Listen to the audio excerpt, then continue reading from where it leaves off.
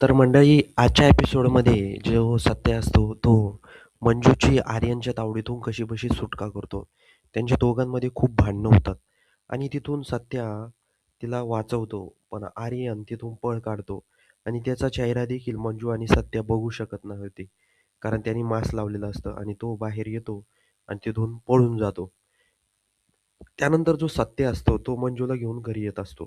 तर इकडं मम्मी साहेब आणि ते बोलत असतात. जयदीप बोलत असतो, की "सत्यदादा कुठं गायब आहे काय माहिती? मंजू वहिनी पण घरी नाहीये. कुठं गेले असतील काय माहिती हे दोघेही?" असं.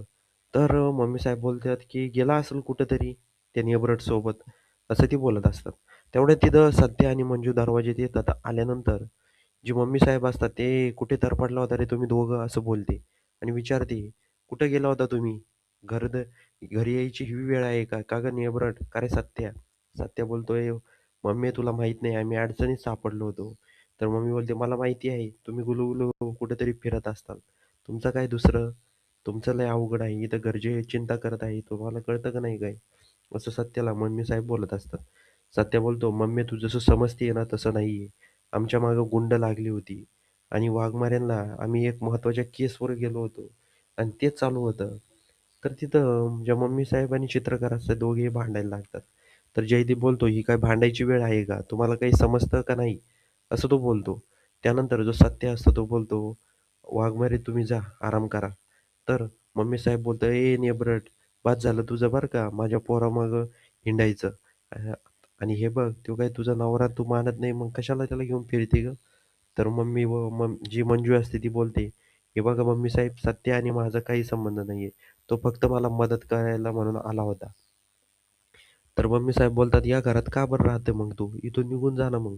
कशाला राहतेस इथं या घरात?" तर मंजू बोलते, "ठीक आहे, काही दिवसांनी जाणारच आहे आम्ही. माझं काम झालं का मी इथून जाणारच आहे." असं बोलते.